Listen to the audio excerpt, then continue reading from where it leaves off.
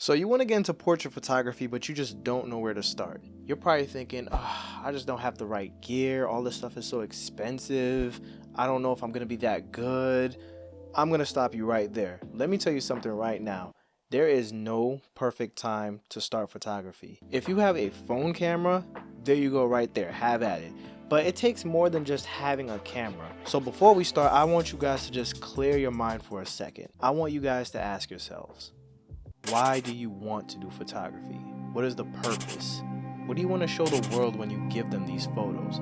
Is it something that you want to do to help yourself or for the betterment of other people? Are you more of a loner or are you more of a social person? Now, these things may seem like it really just doesn't matter because you're just taking pictures, right? Wrong. Here's the thing. When I started photography, I started on my iPhone and I had no tutorials, no nothing. I just went out and took pictures. That's it. In fact, I didn't get a full-fledged DSLR camera until like, half a year later. And around that time, I'm gonna let you in on a little secret. My photography didn't really quote-unquote improve, okay? That was because I was losing focus. Focus is the main driving force that pushes photographers to their limits. This is what allows us to come up with fantastic, breathtaking photos because we have an idea in our mind and we lock in like a laser. This allows the viewer to see what we're trying to convey and speak to them the same way they would get a message from a painting. And it all wraps into one. Remember a while ago when I was just saying close your eyes and picture this, that, and the third? This is because I want you guys to understand that there's a difference between pictures and photographs, in my opinion at least. This is because photographs tell a different story, okay? Again, going back to the painting sort of thing. Understanding what you're trying to convey to the viewer is literally the main pillar of photography. For example, take a picture like this. It's pretty basic. It's a picture, you know, nothing too special. It gets the job done, but there's nothing else to it than that, right? Here's a photograph. Now, if I put these pictures side by side, what do you get from one and the other? I would imagine that one of them is pretty flat and the other one is a little bit more engaging because it's telling you something. The expression, the emotion, the composition, every single thing counts when you're taking photos. I don't want you guys to get the wrong impression that I think that cameras do not matter when it comes to photography. I'm filming this video right now on my Sony a6700 with a 16mm lens attached. This is a wide angle setup, and with this setup I can get a lot of landscape photos and such, and it's probably ideal compared to other lenses or setups that you might be wondering. But before you get all intimidated by what kind of camera or what kind of lens you're supposed to pick up, I want you guys to just close your eyes one more time. What's the first thing you think about when you hear the word professional camera? Odds are you're probably going to hear the ridiculous price tag, and I don't blame you. But understand that you don't need to worry about these daunting prices when you're getting into photography. Like I said, the phone works just fine, but I started on the T6 Rebel, and then eventually I just worked my way up to the mirrorless Sony lines, and it's worked out so good for me. Now, I'm not perfect, and everybody has something that they need to improve on. This is just not going anywhere. Photography is no different. One of the main things you might get stuck on as a photographer is where to start.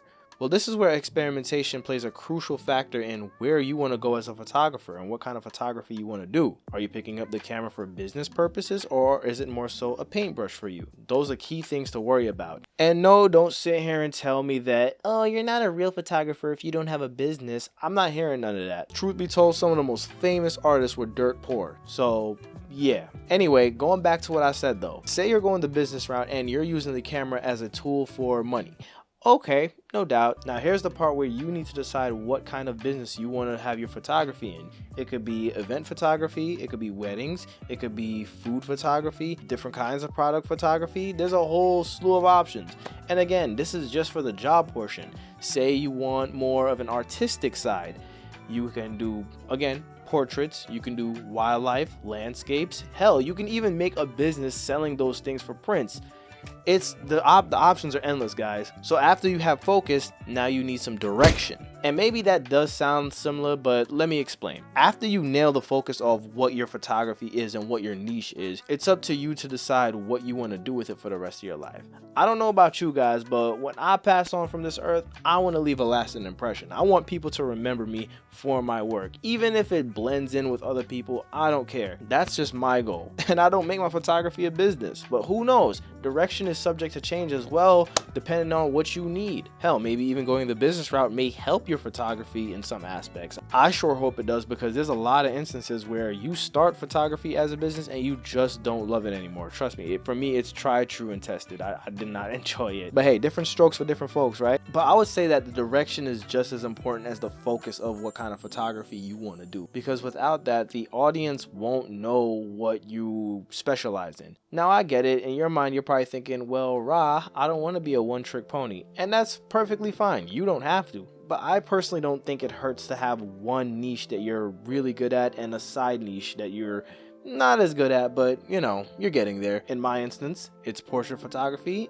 and nature photography. I've dabbled in wildlife, I've dabbled in astrophotography. And again, this goes back to what I was saying about having different lenses and different setups. You can experiment with whatever you have. There's no right time to do it. Just go out and shoot. Even if you don't have any models or what have you, find something that inspires you, because trust me, it is very easy to lose interest after sitting on your ass for however long and just not shooting anything, because after a while you just don't feel the drive to do it anymore, and that's never a good feeling for whatever passion you have. You want to keep that bond and connection you have with whatever you do. Now, the last thing I want to let you guys know about is that in this line of work, it is all about who you know. Build connections, go to events, take social media accounts, have business cards. Trust me, it is you got to do this. Even if you're not making a business out of it, it does not hurt to connect and see where these connections will lead you, because you honestly never know. Sometimes you might have to step out of your comfort zone and go to that photography event, go to that photo walk, go to that convention. You got to step outside and branch out and meet new people, and don't be afraid to put yourself out there a little bit. Trust me, damn near everybody has some sort of anxiety when going into art-based hobbies. You think that everybody's looking at you, everybody's judging you. Oh, maybe it's not as good, or maybe it won't look as good as them, or I need to try this, or I need to do that. And don't do that to yourself. Be you and enjoy yourself. That's the main point of anything art, okay? Photography included. So the next time you're out by, I don't know, Target or Starbucks or wherever y'all go to, and there's a person that's buying, I don't know, paintbrushes or something, why not connect with them? Just tap them on the shoulder and strike up a conversation. Like, hey, I noticed you like paints. Are you an artist? I get it, but it doesn't hurt to try, okay? But I just wanted to get on here and let you guys know that it's honestly not too late to start photography. I get this question from time to time, and the answer just never changes, because there's no real right time to start. You just do it. But that being said, this is all I have for you guys today. Thank you for tuning in. This is Pro Image Ra. Stay creative.